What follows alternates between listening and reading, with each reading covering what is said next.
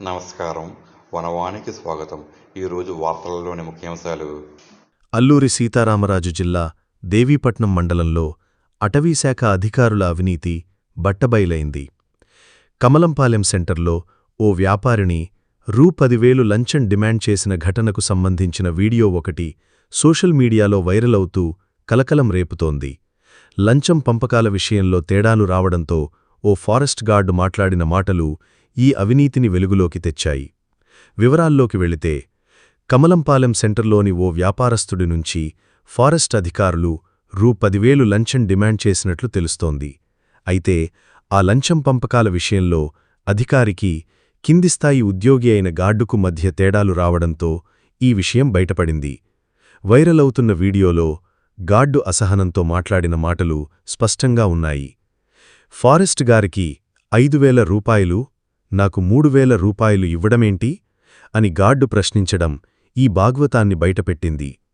లంచం తీసుకున్న తర్వాత వాటాల పంపకంలో తేడా రావడంతో గార్డు ఈ విధంగా మాట్లాడినట్లు తెలుస్తోంది. ఈ వీడియో వైరల్ అవ్వడంతో స్థానికంగా తీవ్ర చర్చ జరుగుతోంది. లంచం డిమాండ్ చేసిన ఆ సీనియర్ ఫారెస్ట్ అధికారి ఎవరు? ఈ భాగవతంలో ఇంకా ఎవరెవరికి సంబంధం ఉంది అనే విషయాలు తేలాలంటే ఉన్నతాధికారులు వెంటనే విచారణ చేపట్టి బాధ్యులపై కఠిన చర్యలు తీసుకోవాలని స్థానిక ప్రజలు డిమాండ్ చేస్తున్నారు. ఈ ఘటనపై అటవీశాఖ ఉన్నతాధికారులు ఎలా స్పందిస్తారో వేచి చూడాలి.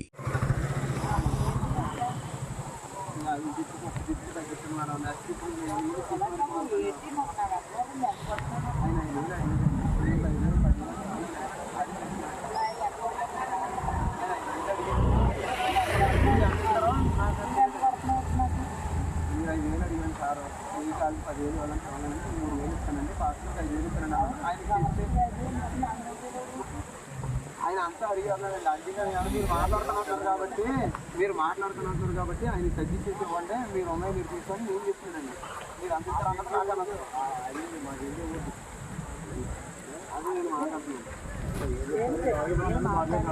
అది నేను మాట్లాడుతున్నాను.